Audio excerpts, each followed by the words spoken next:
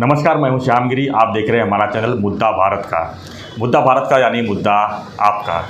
जी हाँ, इस समय मैं ठाणे में हूँ। यहाँ पर यहाँ के जो शिव सैनिक थे एकनाथ शिंदे, उनको मुख्यमंत्री बनाया गया है। और इस जो राजकीय घटना था जो 10-15 दिन से जो चल रही थी, उस पर राजकीय विराम लग गया है फिलहाल। तो हम जो है आज हमारे मित्र जो है मिलिंद बल्लाल जी, जो ठाणे वैभव के संपादक हैं, और उनके पेपर को 50 साल हो गया है और उन्होंने मुख्यमंत्री एकनाथ शिंदे जी को बहुत करीब से देखा है और उनके काफ़ी खबर जो है अपने पेपर में लगाए हुए थे। और उसी पर चर्चा करेंगे हम बल्लाल साहब से। बल्लाल साहब, आपका हमारे चैनल में स्वागत है। और आपसे हम जानना चाहेंगे कि एकनाथ शिंदे जी को जो अचानक जो मुख्यमंत्री घोषित किया गया, तो आप उसके बारे में क्या कहेंगे, किस तरह आपको लगा? आपकी बात सही है। एकनाथ शिंदे जी, जो सब लोग सोच रहे थे कि डिप्टी सीएम बनेंगे, तो सीएम बने तो ठाणा वालों के लिए ये खुशखबरी है। ठाणा के लोग निश्चित ही उनको आनंद हुआ है इस बात से। और आप पूछ रहे हो कि ये अचानक कैसे सीएम बने, तो मैं करीबन 20-25 साल से उनको करीब से देख रहा हूँ। और मुझे ऐसा लगता है कि जो एक पॉलिटिक्स में लैडर रहती है, तो वो लैडर धीरे धीरे चढ़ते यहाँ तक आए हैं। मतलब उनमें वो सब क्वालिटीज़ है जो अच्छे लीडर में होनी चाहिए। और शायद उसी वजह से उनको ये जिम्मेदारी सौंपी गई है। एक शाखा प्रमुख के नाते से उन्होंने अपना पॉलिटिकल करियर शुरू किया। बाद में जाकर जो अच्छा काम कर रहे थे, छोटे मोटे प्रोजेक्ट्स करते थे जो शिव सैनिक को दिए जाते हैं, और आनंद दिघे जैसा लीडर उनका गुरु था, तो वो प्रोजेक्ट करते करते वो पॉपुलर बन गए अपने एरिया में। उनको कॉरपोरेटर बनाया, कॉरपोरेटर से वो सभागृह नेते बने, सभागृह नेते से आगे जाकर आमदार, आज ये उनके 4th टर्म है आमदार की।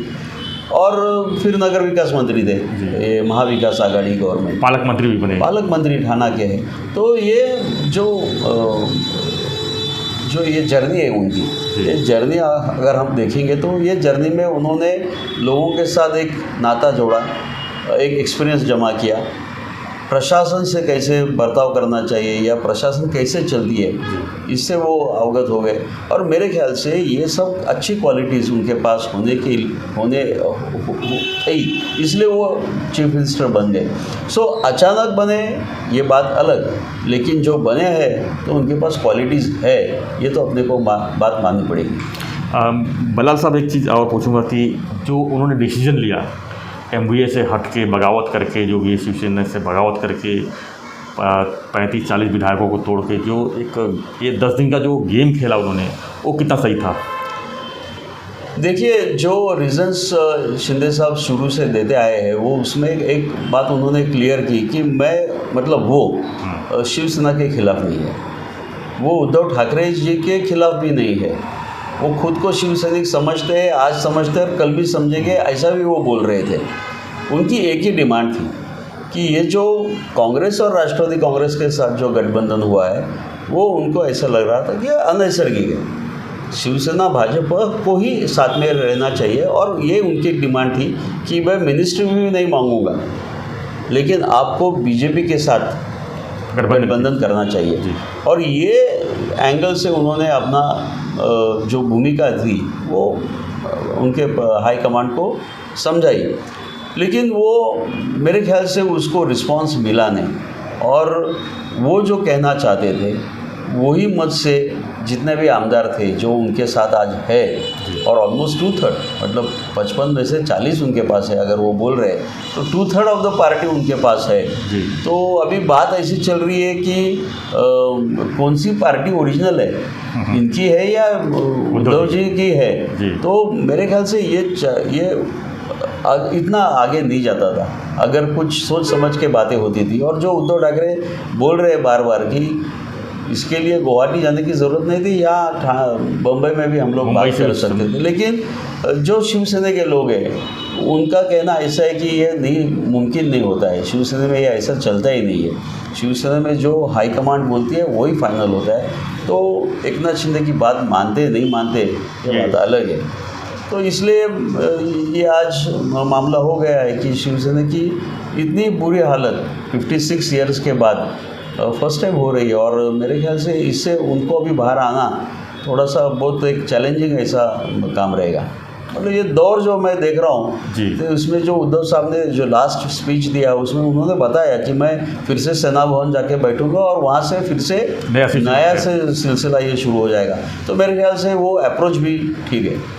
तो क्या मानते हैं आपको जो अभी मुख्यमंत्री बनाए जाने के बाद एकनाथ शिंदे जी को, तो शिव सैनिकों का क्या देख रहे हैं, किस तरह का उनका जुनून है और किस तरह का उनका सोच लग रही है आपको कि क्या होगा, इसमें बटेंगे कि मुख्यमंत्री साथ जाएंगे या उद्धव साहब के साथ जाएंगे, पूर्व मुख्यमंत्री या अभी मुख्यमंत्री साथ जाएंगे? आप क्या देखते हैं? नहीं, जो कई दिनों से जो बात चल रही है, मतलब ये जो पॉलिटिकल ड्रामा जो चल रहा था, ये ड्रामा के दौरान आपने देखा होगा, आप थाना के हो, हम लोग सब थाना में है, तो जिस तरह से सपोर्ट एकनाथ शिंदे को मिल रहा था, होर्डिंग्स लगी थी, उनके घर के सामने भी शक्ति प्रदर्शन हुआ, और तो थाना में एकनाथ शिंदे जी ने एक ऐसा अपना एक माहौल और अपनी पोजीशन क्रिएट की है कि कोई शिवसैनिक उनके खिलाफ जाएगा नहीं।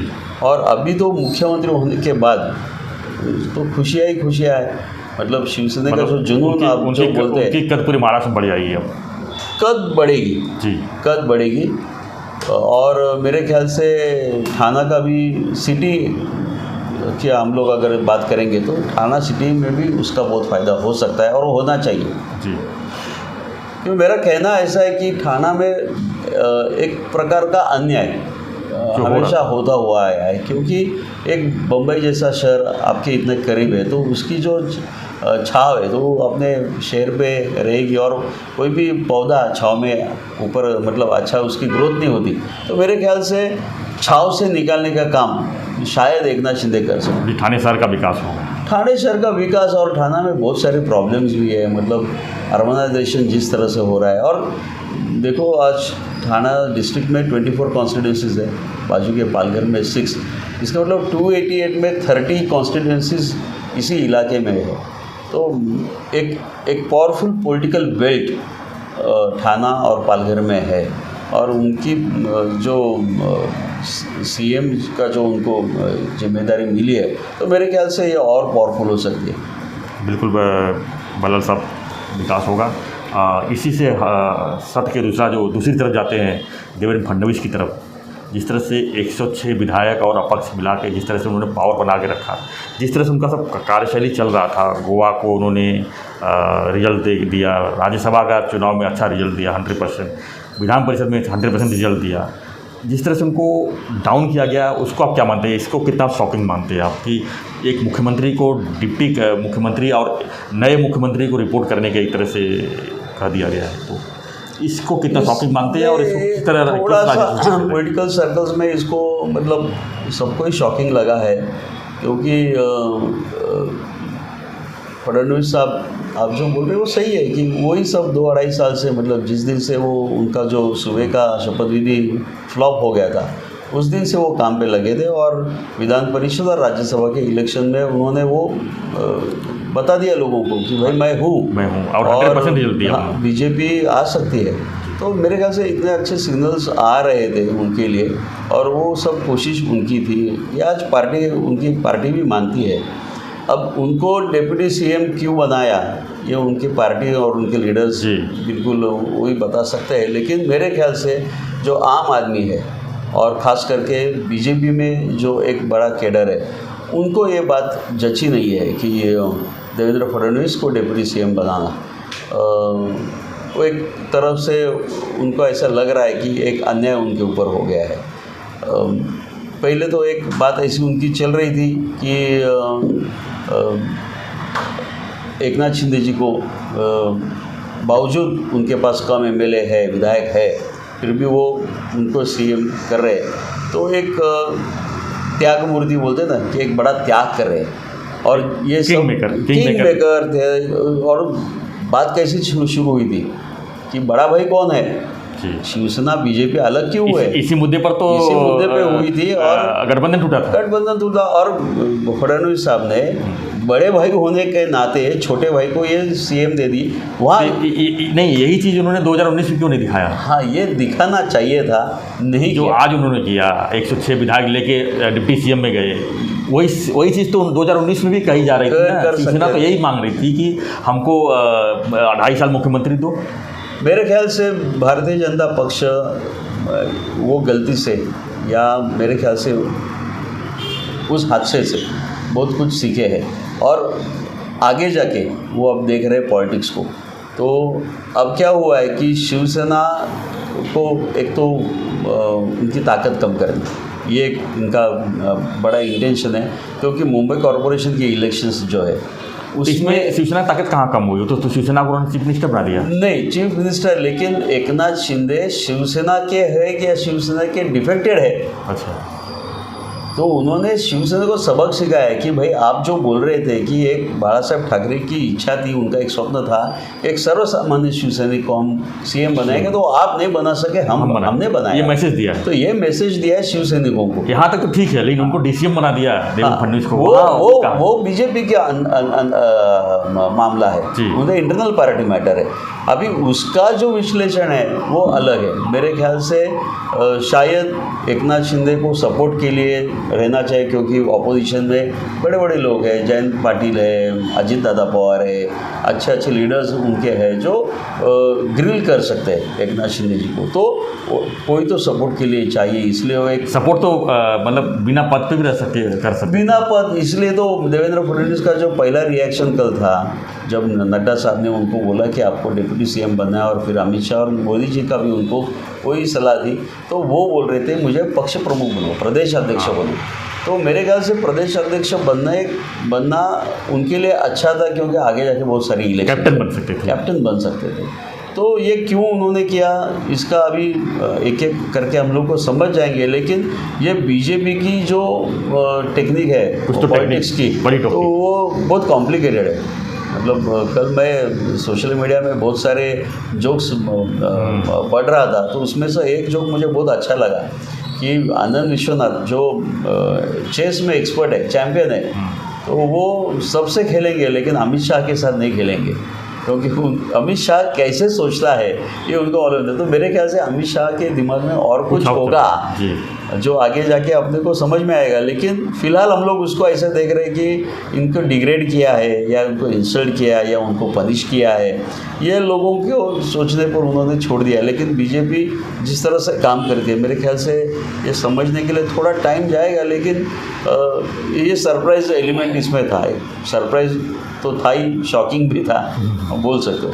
जी बल्लभ जी, बहुत बड़ी सरप्राइज़ थी। तो एक क्वेश्चन की तरफ जाएंगे इससे हट के।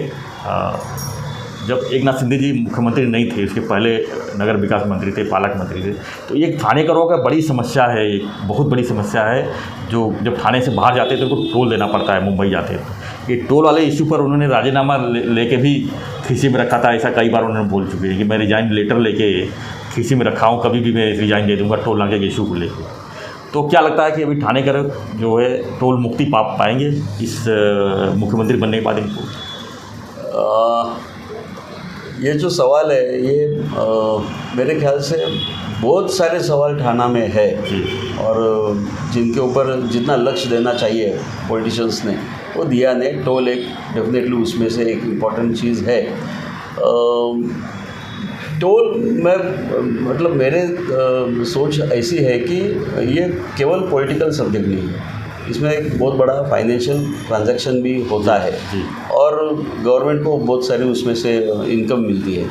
तो ये इनकम पे पानी डाल देने का क्या है, मतलब छोड़ देने का ये इनकम नहीं, कम से कम थाने करों को तो टोल में ऐसा नहीं हो सकता है, क्योंकि आप थाने कर मतलब ये MH04 अगर हम लोग गाड़ी रजिस्ट्रेशन लगाएंगे तो MH04 का रजिस्ट्रेशन तो कहाँ तक चलता है, भिवंडी तक चलता है, आगे जाके भी चलता है। तो मतलब आपको हर टाइम उसको फिर कुछ रेजिडेंशियल प्रूफ देना पड़ेगा, या फिर एक कुछ अलग सा पास आपको बनाना पड़ेगा, फास्ट टैग के बाजू में लगाना पड़ेगा, क्योंकि आगे जाके आपको तो टोल देना ही है।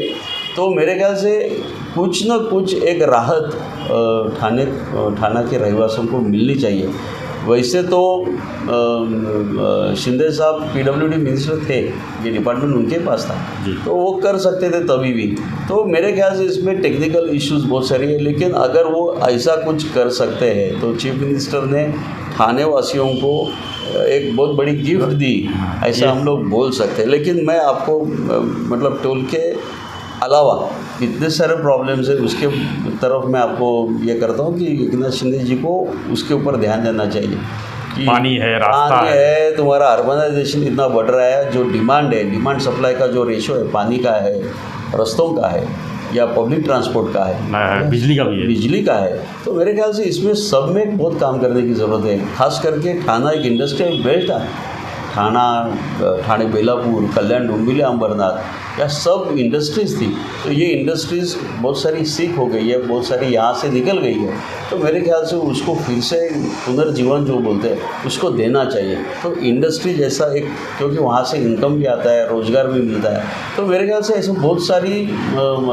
लोगों की इच्छा रहेगी कि एकनाथ शिंदे जी जो हमारे मुख्यमंत्री है तो हमारे शहर के लिए कुछ करेंगे, तो वो डेफिनेटली लोगों के दिमाग में है और वो ऐसी मांगे वो भी कंसिडर करेंगे।